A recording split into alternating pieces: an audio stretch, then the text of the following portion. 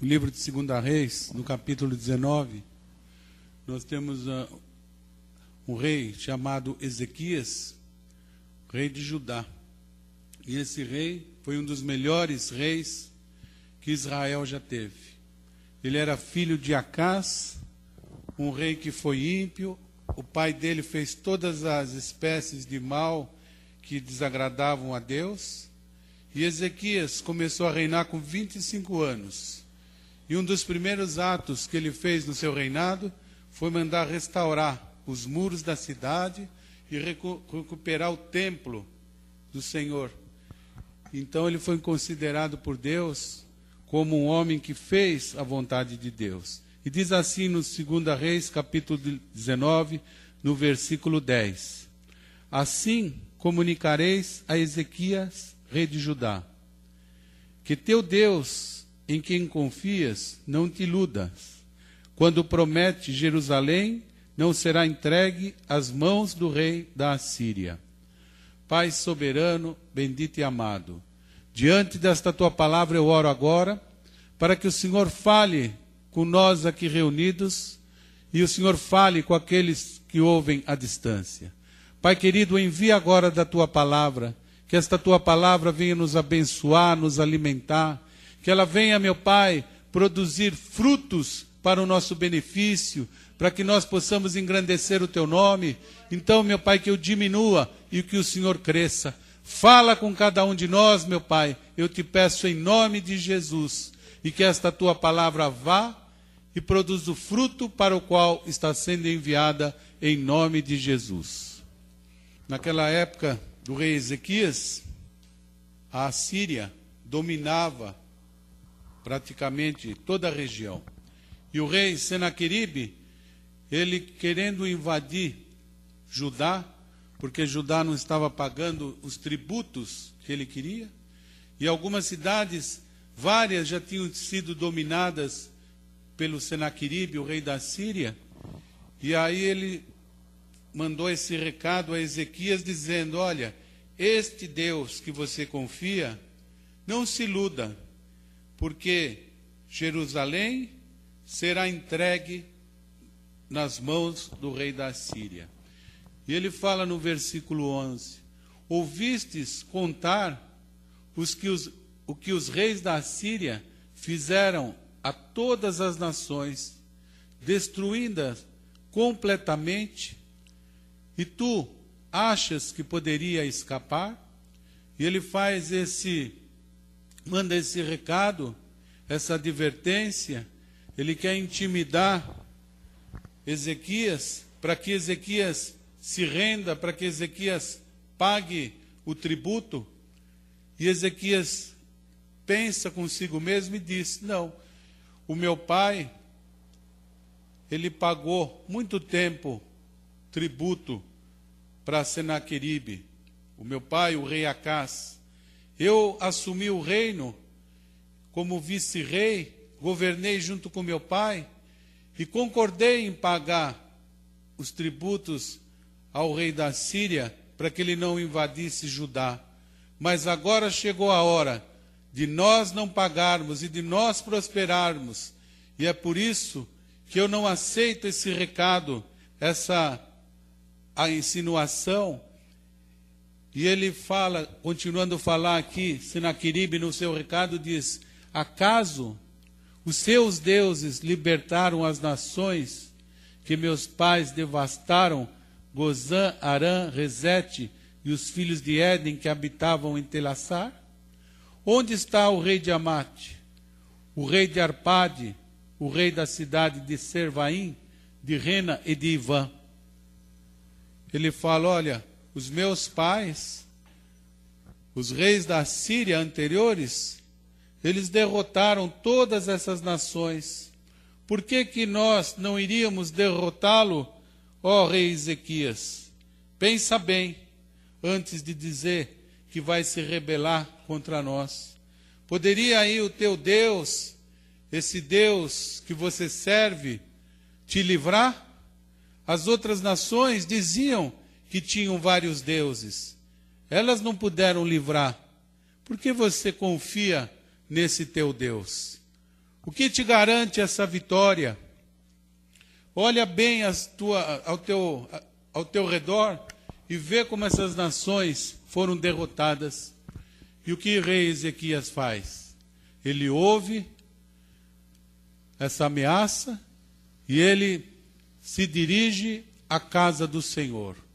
E diz aqui no verso 14: tendo ouvido Ezequias o anúncio dos mensageiros e recebido a carta de suas mãos, leu, e imediatamente subiu ao templo, à casa do Senhor, onde estendeu diante da presença do Senhor aquela carta. Ezequias, ele tomou uma decisão importante. Quando ele ouve aquela ameaça, ele imediatamente vai à casa de Deus. E ele leva aquela carta e ele diz: olha, Senhor, as ameaças que Senaqueribe tem feito contra nós, contra o teu povo. Ele tomou uma atitude, uma decisão que fez com que ele obtivesse vitória. Ele buscou a Deus, ele confiou a Deus. E nós temos que pegar esse exemplo do rei Ezequias, porque quando vir a má notícia, quando vir alguma ameaça do inimigo contra nós, em várias situações que possa ser, nós temos que buscar o Senhor. E ele fala no versículo 15, em seguida, declarou perante o Senhor a seguinte oração. Olha o que o rei Ezequias faz. Ele faz uma oração.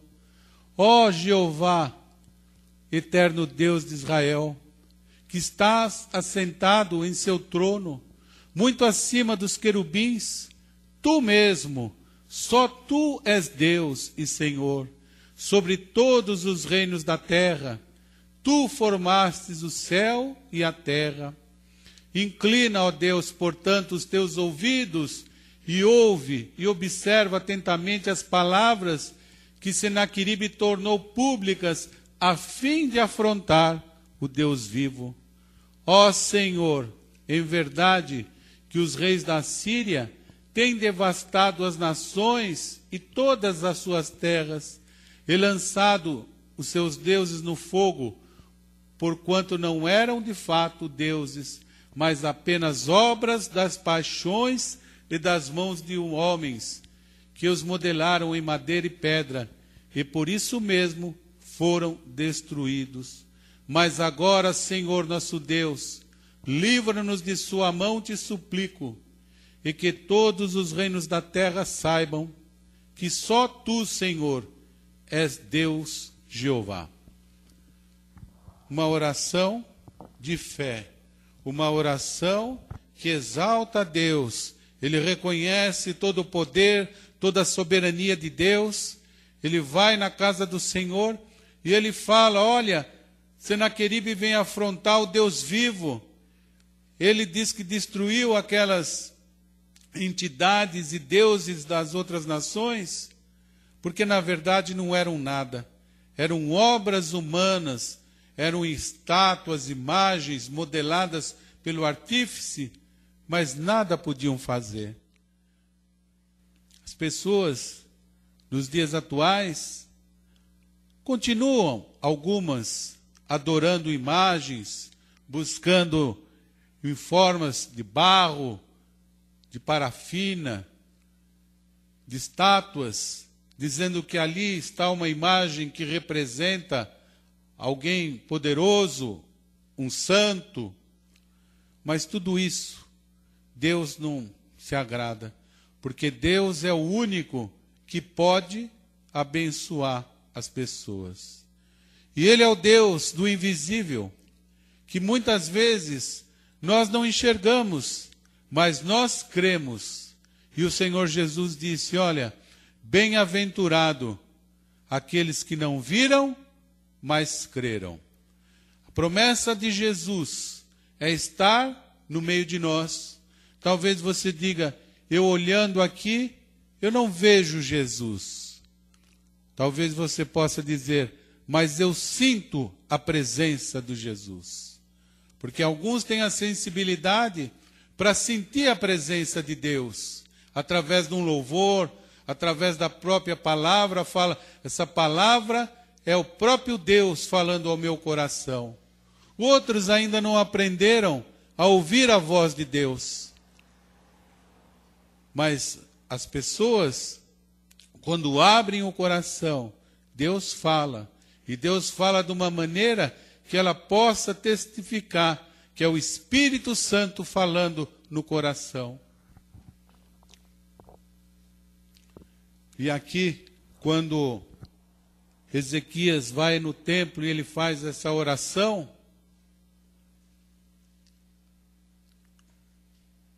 ele reconhece a soberania de Deus. Você vê o profeta Samuel, era um homem escolhido por Deus, ele estava aprendendo, estava na casa de um outro profeta, e quando Deus começa a falar com ele, ele não identifica logo no começo a voz de Deus. Ele fica pensando, quem será que está falando comigo? Ele levanta, ele vai em direção ao profeta, e ele diz, olha, o Senhor está me chamando? Não, não estou. E ele deita-se, ele ouve novamente a voz do Senhor, até que o profeta diz, olha Samuel, eu já sei quem está falando com você. É o próprio Deus. E a pessoa precisa aprender a ouvir a voz do Senhor. Quando ela tem a aliança com Deus, de alguma maneira Deus vai falar com ela. De alguma maneira Deus vai se revelar para que você sinta a presença do Senhor, para que você saiba que Deus está ao teu lado, que Ele nunca vai te abandonar, porque essa é a promessa de Jesus. Ele diz, olha, eu nunca jamais vos abandonarei. A pessoa muitas vezes, ela se afasta de Deus, ela vai buscar em outras coisas, outros caminhos, mas Deus, Ele é que nem o pai daquele filho pródigo. Ele deixava as portas abertas, a casa aberta, e ele ficava olhando quando via algum movimento, esperando que era o filho que voltasse. E quando o filho volta, ele reconhece a presença do filho longe e diz que ele sai em direção ao filho para dar um abraço. Ele fica alegre porque o filho voltou. O próprio Deus, quando alguém o abandona, não quer mais saber dos seus caminhos, mas volta para os braços do Pai, ele se alegra, porque Deus, Ele mantém a aliança do chamado, daquilo que Ele tem com cada um de nós, porque diz que Deus é fiel. Ele permanece na sua fidelidade, e ainda que nós, muitas vezes, demos as costas para o Senhor, mas Ele está ali, esperando o momento certo para nos abençoar. Ezequias sabia de tudo isso, ele faz essa oração, ele exalta o Senhor. E continuando aqui no verso 20, o profeta Isaías, filho de Amós, ele vai e ele dá uma resposta para o rei Ezequias. Ele vai e diz assim, versículo 20, então Isaías, filho de Amós, mandou declarar a Ezequias, assim diz Yahvé, o Senhor Deus de Israel, ouvi a súplica que me dirigistes a respeito de Senaqueribe, rei da Assíria. Eis, portanto, a palavra que o Senhor declara contra ele.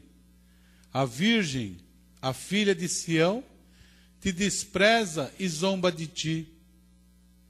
A filha de Jerusalém meneia a cabeça atrás de ti. Deus está dizendo, através do profeta Isaías, olha, toda essa acusação, a virgem, a filha de Sião, Jerusalém, Judá, eles zombam de ti, Senaqueribe, porque na verdade você não é nada. Nós estamos aqui balançando a cabeça como quem diz, pode falar e fazer aquilo que você deseja fazer. E ele fala no versículo 22, A quem insultastes ou blasfemastes? Contra quem elevaste a arrogante voz e olhastes com desdém? Contra o Santo de Israel.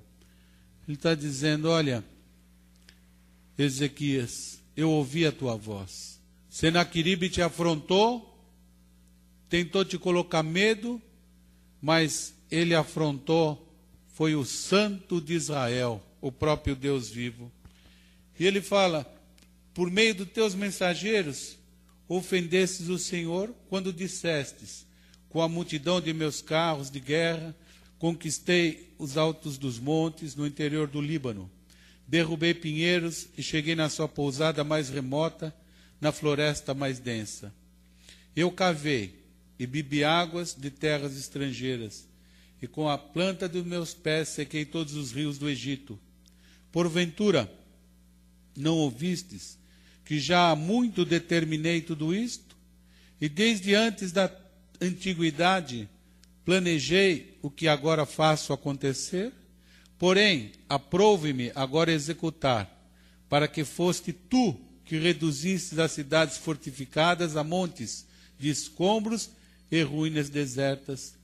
Deus está dizendo para Senaqueribe, olha, tudo que você conquistou, tudo que você destruiu e conquistou, foi com a minha permissão. Desde a antiguidade, eu já tinha planejado tudo isso. Senaqueribe, você é apenas, embora não saiba, um servo meu. Você fez aquilo que eu ordenei, ainda que fosse sem saber. Ele estava ali se vangloriando, dizendo que ele cortou todos os carvalhos do Líbano. Ele exagerou dizendo que ele bebeu e secou as águas do Egito. E Deus está dizendo, olha, tudo isso você fez, mas fez com a minha permissão. E continuando no versículo 26, ele diz, por isso, os habitantes dessas cidades não tiveram qualquer poder, ficaram aterrorizados, envergonhados, tornaram-se como a erva do campo, como a relva verde, e como o capim dos telhados que se queimam antes mesmo de amadurecer. Contudo, conheço bem o teu assentar, o teu sair, o teu entrar, bem como observo o teu furor contra mim. Por causa da tua ira maldosa contra a minha pessoa, e porque a tua insolência subiu aos meus ouvidos, porei o meu anzol no teu nariz e o meu cabresto na tua boca, e te obrigarei a voltar pelo caminho por onde viestes. Deus está dizendo, olha, Senaqueribe, toda essa afronta que você fez contra o meu povo, contra o rei Ezequias, ela não vai prosperar, porque eu conheço o teu deitar, o teu levantar, o teu caminhar, todas as coisas que você fez, eu permiti. Mas agora, você exagerou, você se levantou contra o meu povo, você se levantou diretamente contra mim, contra o Deus vivo, para me afrontar, e eu te garanto, Senaqueribe, eu te obrigarei ao voltar pelo caminho por onde você viestes. E no versículo 32, dando continuidade, ele fala, sendo assim, eis o que diz ainda o Senhor acerca do rei da Síria. Ele não entrará nessa cidade de modo algum, nem lançará flecha de nenhuma espécie contra este povo. Não enfrentará essa cidade com escudo, tampouco construirá rampas de ataque ao redor dela. Ele retornará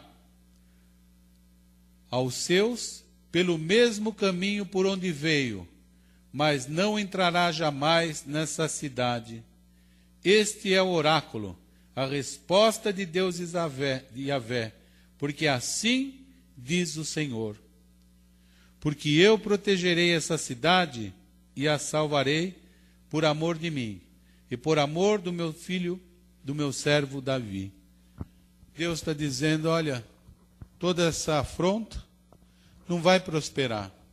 Você não vai entrar nessa cidade, você não vai lançar uma flecha, você não vai fazer nada contra o meu povo, e você vai voltar pelo mesmo caminho que você veio. Hoje, nós temos muitas afrontas, muitas pessoas que o inimigo usa para nos afrontar. Mas quando nós confiamos em Deus, o próprio Senhor Jesus Cristo disse que o inimigo por um caminho vem, mas por 7 caminhos ele fugirá. Resisti ao diabo, e ele fugirá de vós. Aqui, no caso, o rei de Judá, Ezequias, ele não tinha um exército grandioso que pudesse lutar contra Senaqueribe. Ele tinha mais de 180.000 soldados armados com flechas e armas, e ele rodeou toda a cidade. Ele iria fazer um massacre, ele iria destruir tudo aquilo, caso o rei Ezequias não se entregasse nas suas mãos. Mas quando Ezequias vai ao templo e ora, então o profeta Isaías vem com esta resposta, e Deus garante para Ezequias, fica tranquilo, ele não vai entrar nessa cidade, ele não vai pegar, não vai atacar uma flecha, não vai atirar uma flecha contra o meu povo. Vocês estão seguros, porque a boa mão de Deus está sobre esse lugar. É a mesma coisa que Jesus falava quando ele via alguém angustiado, ele via alguém passando uma tristeza, uma necessidade, uma enfermidade. Qual eram as palavras de Jesus? Não temas, mas tão somente creia. O que Deus falou aqui para Ezequias através do profeta Isaías? Fique em paz.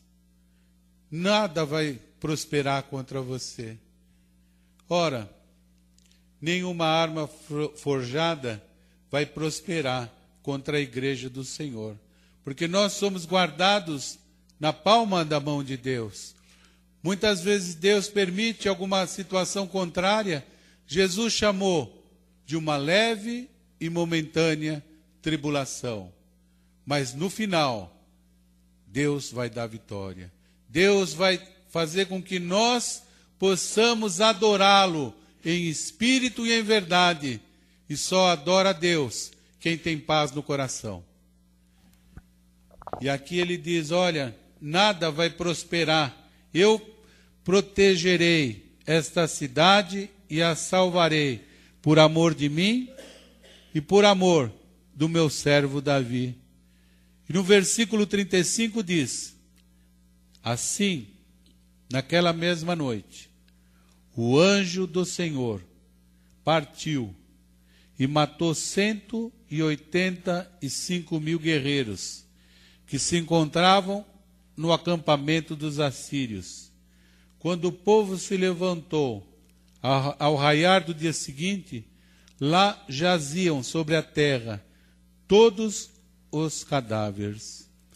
Imagine Senaqueribe, quando ele tem aquele exército grandioso, fortificado, a cidade todinha sitiada, e quando eles no raiar do dia olham, todos aqueles soldados mortos. A Bíblia não dá o detalhe de como ocorreu essas mortes, mas ela diz que o anjo do Senhor foi ali, o anjo exterminador esteve naquele acampamento e matou todos os guerreiros assírios. Senaqueribe, quando ele vê aquilo, ele fica amedrontado. Toda aquela acusação, todo aquele levante, todo aquele insinuar que ele tinha arrogante, foi embora. porque Deus deu o livramento para o rei Ezequias. E diz no verso 36, então Senaqueribe, rei da Síria, fugiu apavorado, retornando a Nínive, onde permaneceu.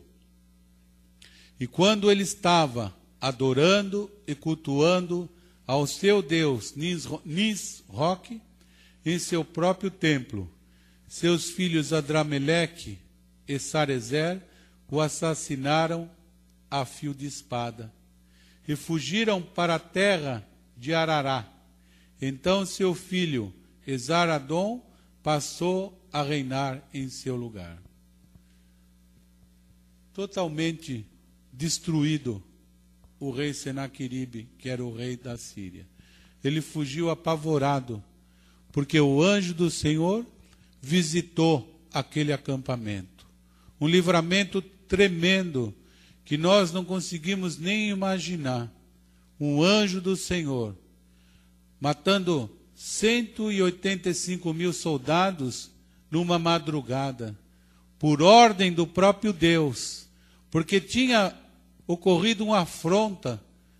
Ezequias estava sendo dominado pelo rei Senaqueribe, a Síria estava dominando todas as nações. Esse rei estava se vangloriando, dizendo que ele podia todas as coisas, que ele ia dominar todas as terras.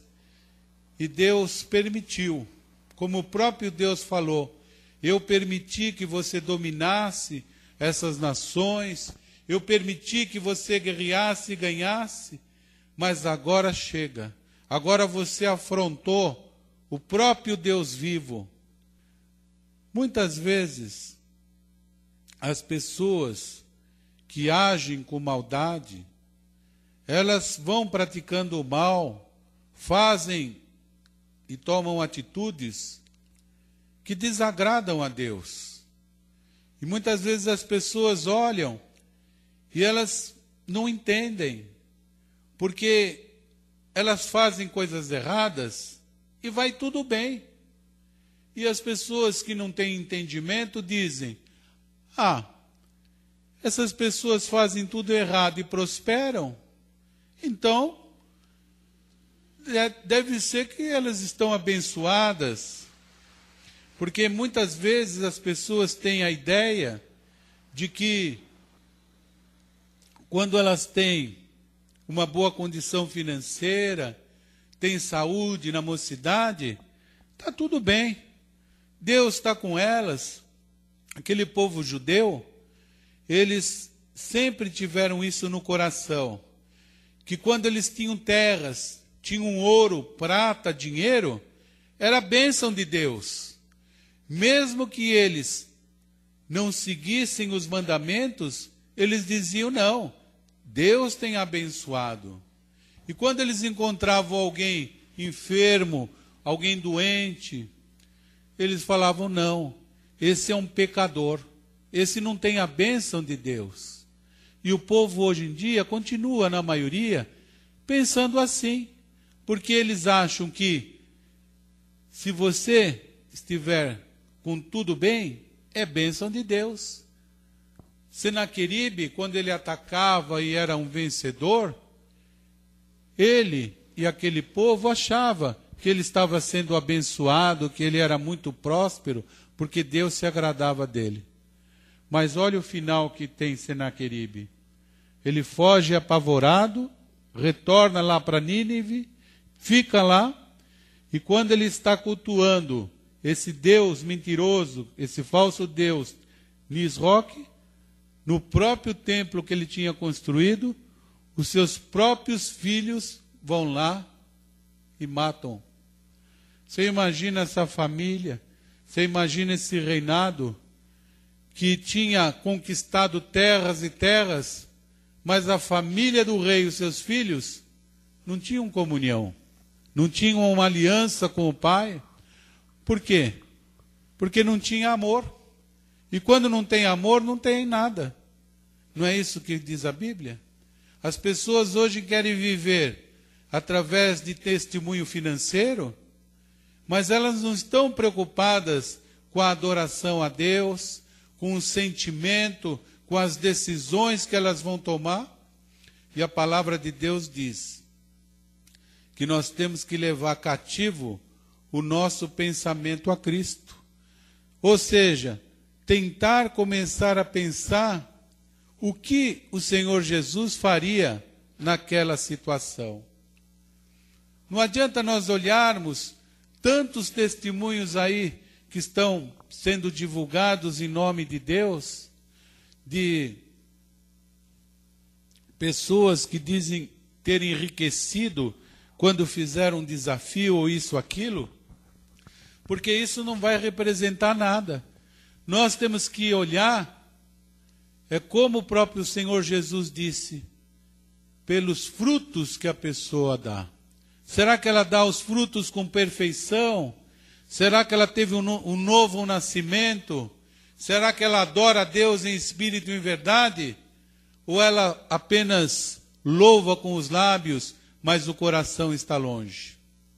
Será que ela pode ser usada para a obra de Deus, para fazer o bem? Ou ela quer somente para si, com um coração avarento, que quer arrancar tudo que as ovelhas têm? Senaqueribe, ele se achava muito poderoso. Ezequias estava numa condição inferior, mas ele tinha a presença de Deus ao seu lado. E o detalhe que chama atenção é o que o seu pai, o rei Acás, foi um rei ímpio. Mas quando ele assume o reinado, com 25 anos, moço, a primeira atitude que ele faz, manda limpar o templo, manda restaurar os cultos ao Senhor, manda fechar e reparar os muros da cidade. Tudo isso ele fez porque ele tinha temor de Deus, coisa que seu pai não tinha. As pessoas hoje dizem assim, eu nasci em determinada religião, porque os meus pais eram assim, seguiam aquela situação, eu quero ser igual. Você vê aqui, se o Ezequias tivesse pensado dessa maneira, ele faria igual o rei Acás, e ele seria mais uma nação derrotada pela Síria, pelo rei Senaqueribe. Porque aquelas nações que Senaqueribe derrotou, elas seguiam deuses falsos, deuses que eram obras de artífice, imagens que nada podiam fazer. Por isso ele derrotou todas. Ele vai derrotando, colocando o terror naquelas nações, até que ele chega na cidade de Judá. Quando ele entra, ele cerca a cidade de Judá, ele pensa que é tudo igual. Porque as pessoas do mundo pensam que é tudo igual. Vem num culto de uma igreja evangélica, ou naquela da matriz, ou lá no outro lugar que cultua as entidades, para elas é tudo igual. Todos os caminhos levam a Deus, não é o que dizem no mundo? Mas há uma diferença entre o que serve a Deus e entre os que estão no mundo. E essa diferença você vai ver no dia da ira do Senhor. Porque diz essa palavra que um dia Deus vai chamar todos em sua frente, onde todo joelho se dobrará e toda língua confessará que Ele é Deus, que Ele é o Senhor. E Ele vai separar as ovelhas à direita, mas os bodes à esquerda. E haverá diferença entre quem serve a Deus e os que estão no mundo. E isso vai acontecer, é profético. Deus, Ele tem esse chamado para cada um de nós. Nós, muitas vezes, estamos como o rei Ezequias. Nós estamos cercados com o inimigo ao redor. Ele vem com notícias ruins. Nós ficamos, às vezes, apreensivos. Ele traz o quê? Aquela doença, aquela enfermidade que te incomoda. Aquela notícia que o médico dá com aquele exame que você fica até arrepiado, você encolhe na cadeira, com medo. Tudo chegou aparentemente ao fim.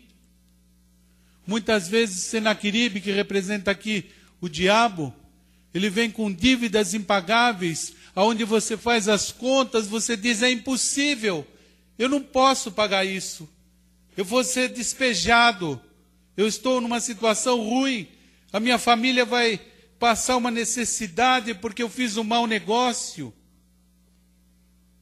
O desemprego, uma situação terrível, a pessoa não tem com o que contar, ela não tem nada aonde ela possa se segurar. E vem a má notícia, vem aquela situação que diz, olha, você serve a Deus, você acha que o teu Deus vai te livrar? É Senaqueribe tentando afrontar a nossa vida. Quantas situações que se levantam, tristeza que você sente por aquela pessoa que morreu, e você não consegue perdoar a Deus, você diz, eu amava tanto aquela pessoa, e Deus recolheu, Deus levou o meu filho, a minha filha, a minha mulher, o meu marido, o meu companheiro, eu não perdoo Deus. E aquela tristeza, ela acaba com a tua vida. Mágoas que você não consegue perdoar, você sempre lembra de alguém lá do passado e aquilo entristece o teu coração. Tudo isso são posições que o inimigo toma e ele usa pessoas para fazer esse mal. Ele usa, não que a pessoa está possessa. Aquela passagem de Jesus, quando ele pergunta aos seus discípulos, o que essa multidão diz ao meu respeito? E eles dizem, dizem que tu és um profeta maior, que tu és o Elias. E Pedro fala, tu és o Filho de Deus. Jesus se alegra, ele fala, olha Pedro, dissestes bem, porque não foi nem carne, nem sangue que te revelastes, mas foi o meu Pai que está no céu que falou para você. Você falou bem, Pedro. E ele continua andando e Jesus começa a falar das dificuldades de morte que ele vai passar lá em Jerusalém.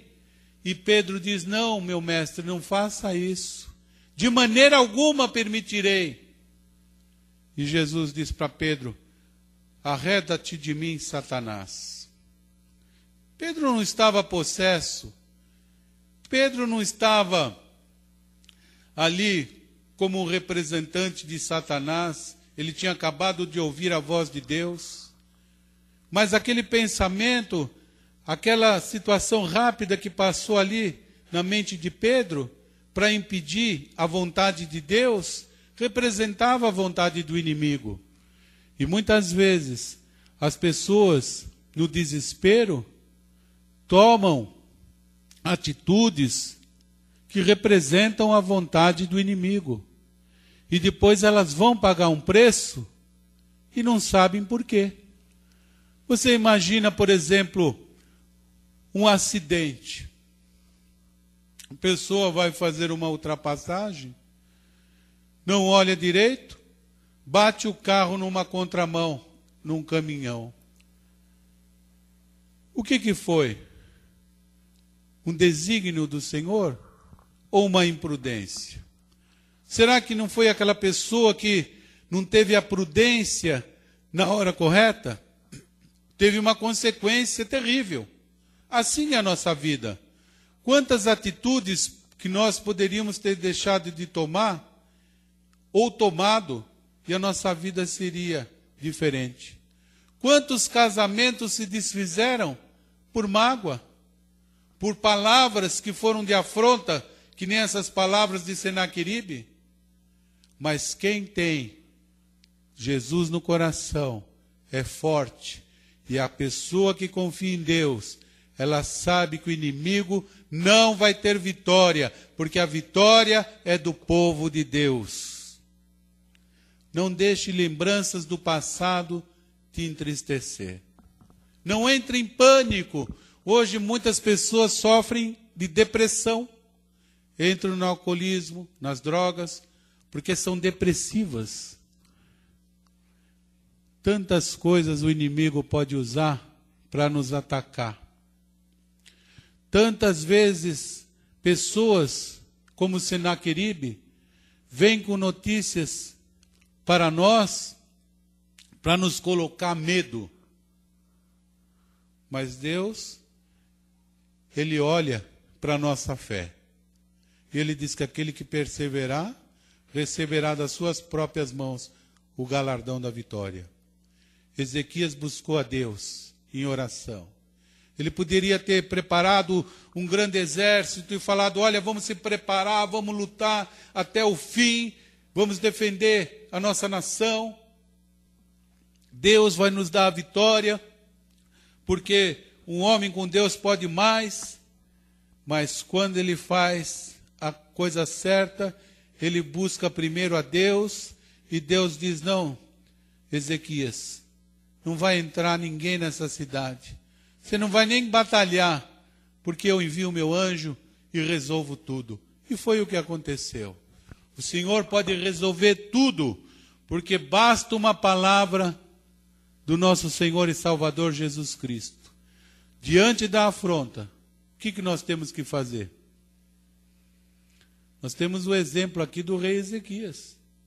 Primeiro, retirar os ídolos da nossa casa. Não ter imagens de adoração, não ter ídolos abstratos, físicos ou mentais.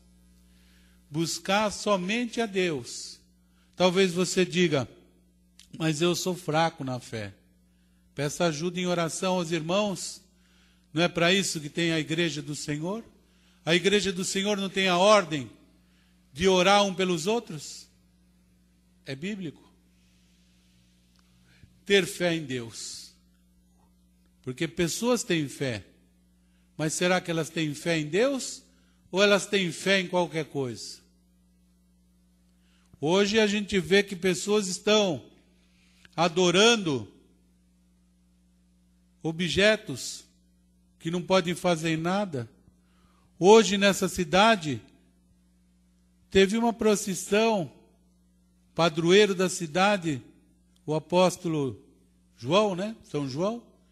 E elas passaram aqui várias vezes.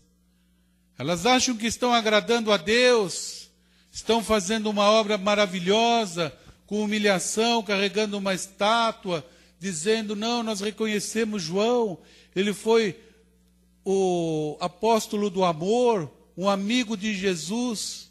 Tá bom, ele foi tudo isso, e nós respeitamos isso.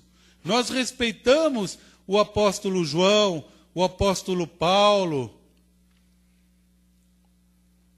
o evangelista Lucas, e tantos outros aí que são homens de Deus, o profeta Elias, mas adorar só a Deus.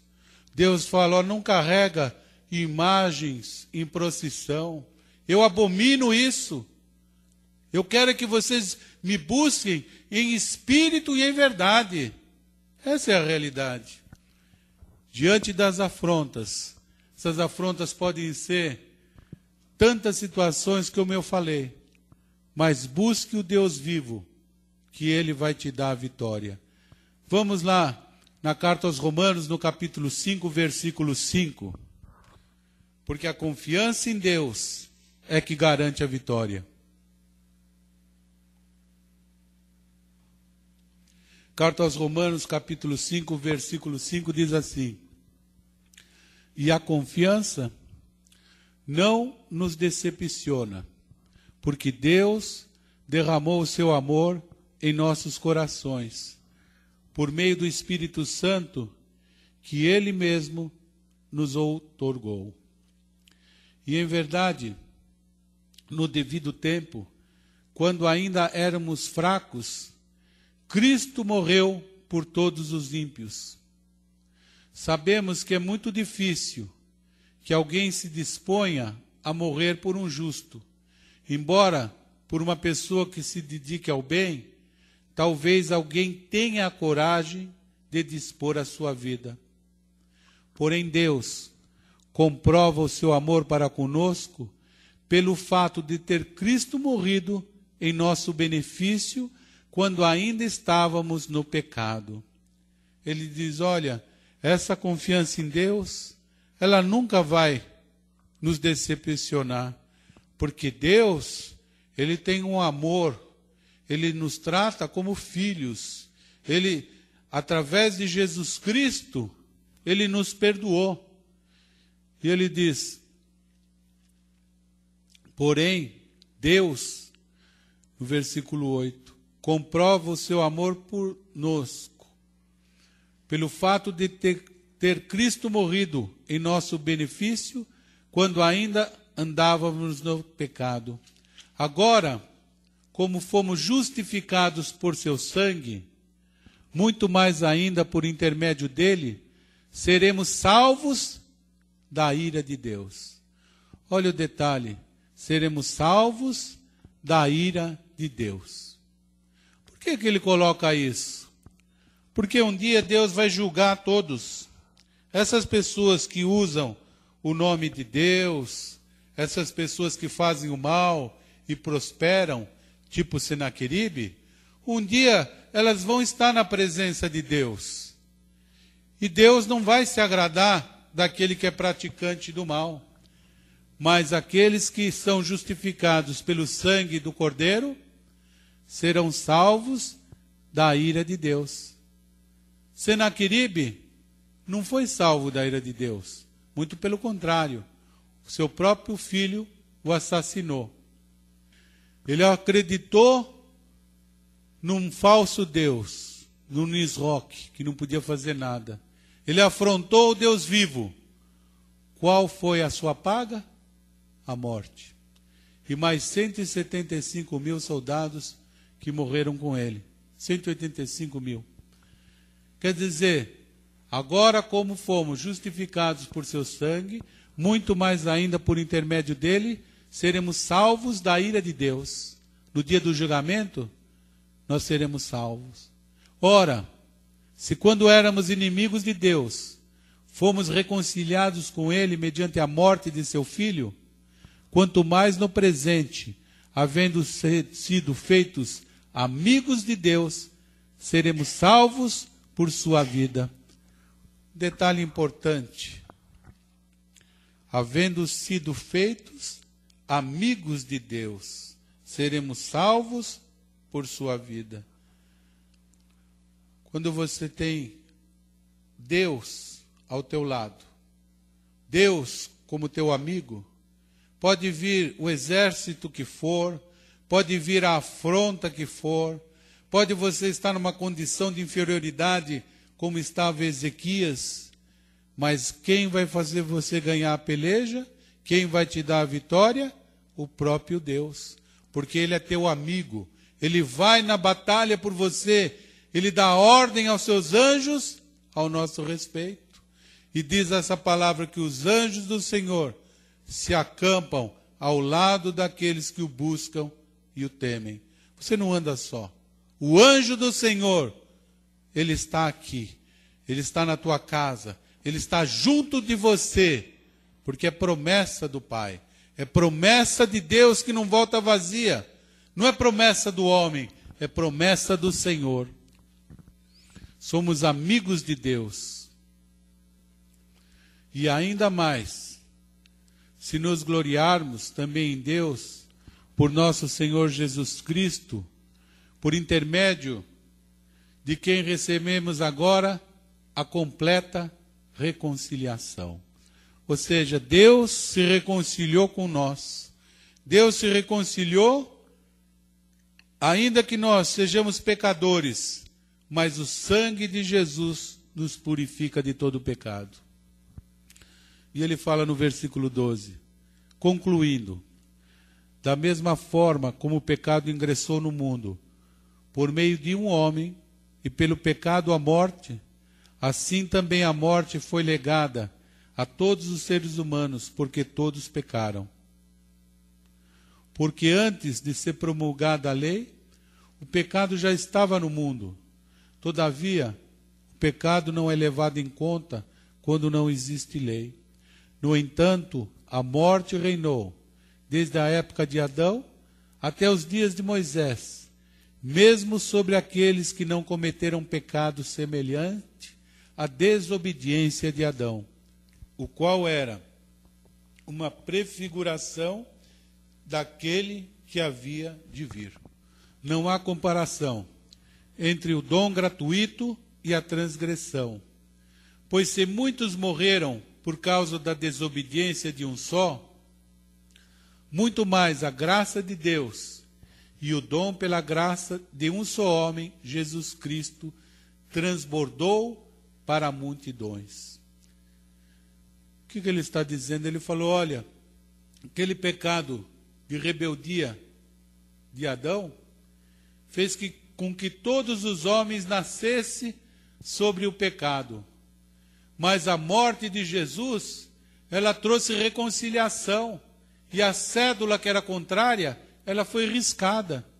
Hoje, quem crê em Jesus é justificado pelo sangue derramado na cruz. Quando Deus olha para nós, Ele nos vê como pecadores. Ele sabe que nós somos pecadores. Mas nós temos um advogado e um intercessor, e o seu nome é Jesus Cristo. E Ele olha para cada um de nós e Ele vê, Ele diz, não, ele creu no meu filho, ele precisa de um Salvador, ele tem um Salvador, e o seu nome é Jesus Cristo, ele está perdoado.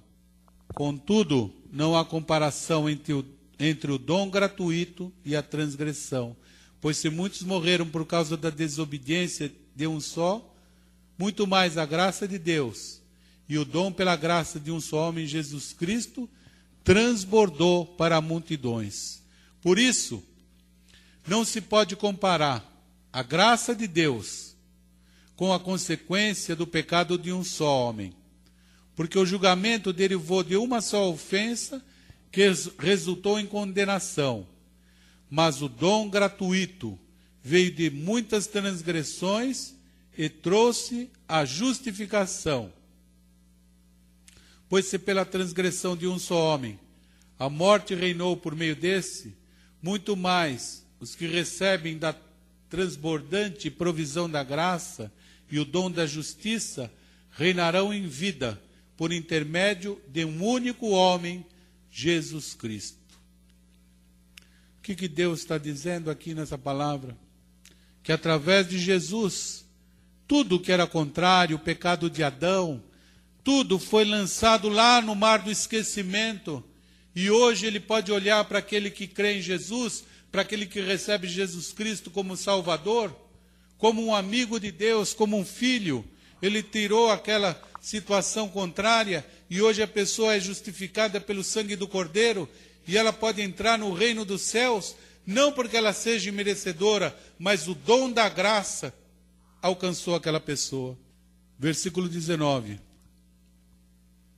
Sendo assim, como por meio da desobediência de um só homem, muitos se tornaram pecadores, assim também, por intermédio da obediência de um único homem, muitos serão feitos justos. A lei foi instituída para que a transgressão fosse ressaltada, mas onde abundou o pecado, superabundou a graça. Para que assim, como o pecado reinou na morte, assim também reine a graça pela justiça, para dar vida eterna por intermédio de Jesus Cristo, o nosso Senhor. A palavra é essa. Quando você tem confiança em Deus, pode ser a situação que for, o inimigo pode mandar uma notícia, pode se levantar contra a tua vida, ele pode fazer com que você fique muitas vezes temeroso, amedrontado, mas Deus garante a vitória. Ele garante a vida eterna para todo aquele que crê em Jesus Cristo.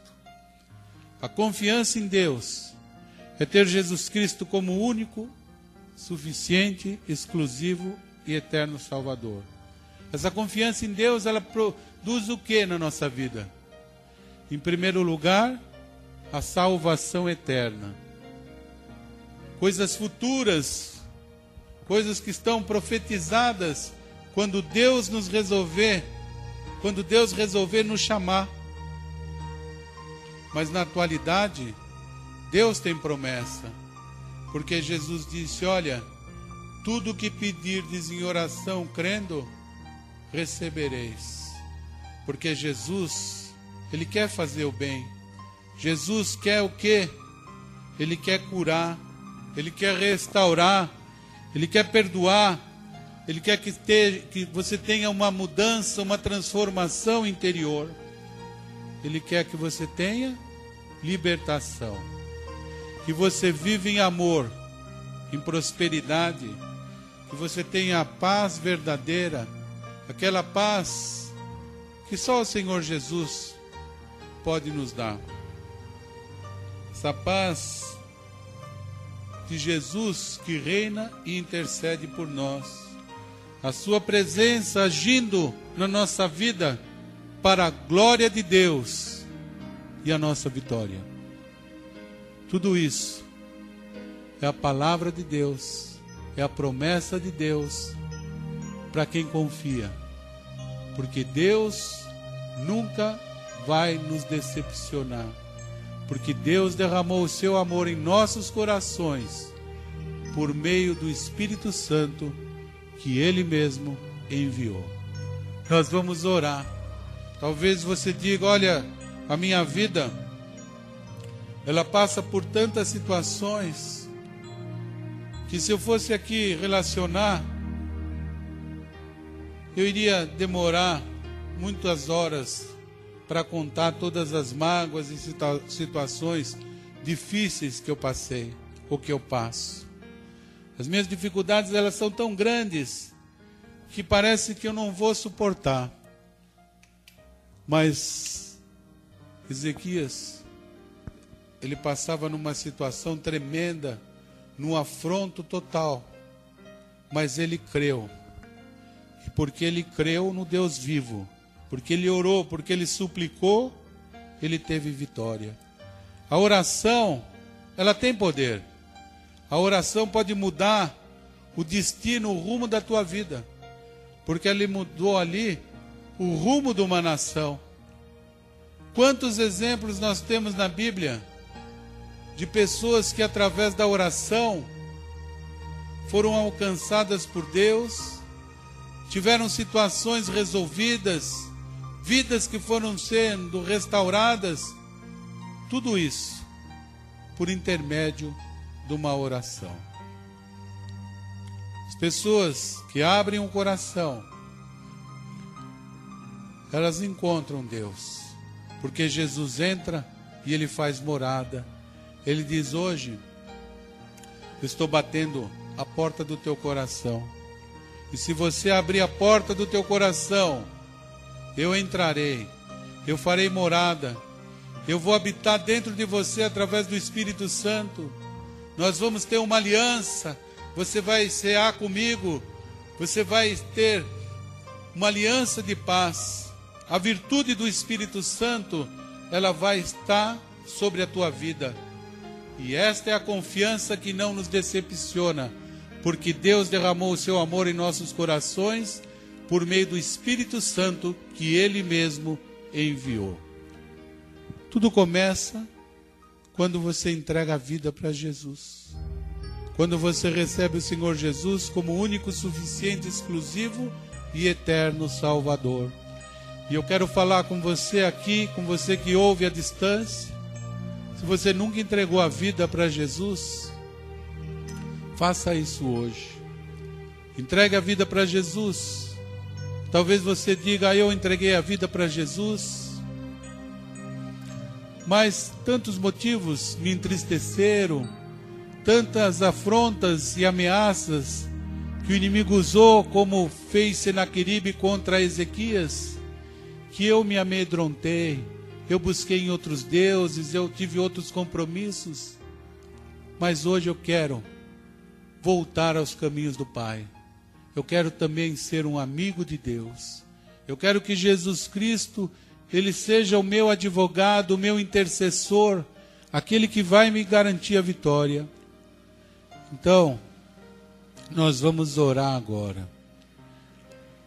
Se você quer entregar a tua vida para Jesus, recebendo Ele como único, suficiente, exclusivo Salvador, ore assim comigo. Senhor Deus, eu ouvi a tua palavra e nesse momento eu entrego a minha vida nas mãos de Jesus Cristo, porque eu recebo agora o Senhor Jesus como meu único, exclusivo, suficiente e eterno Salvador.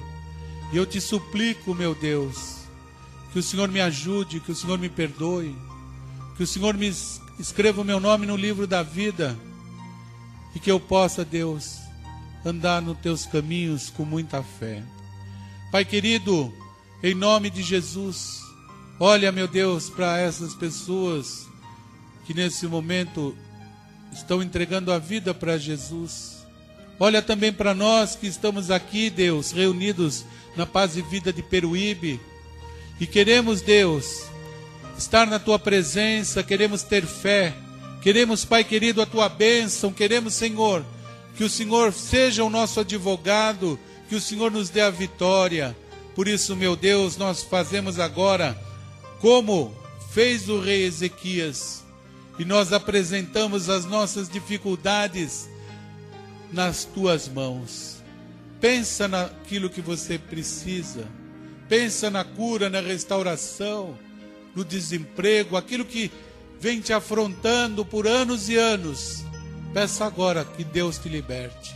Fale com o teu Pai agora.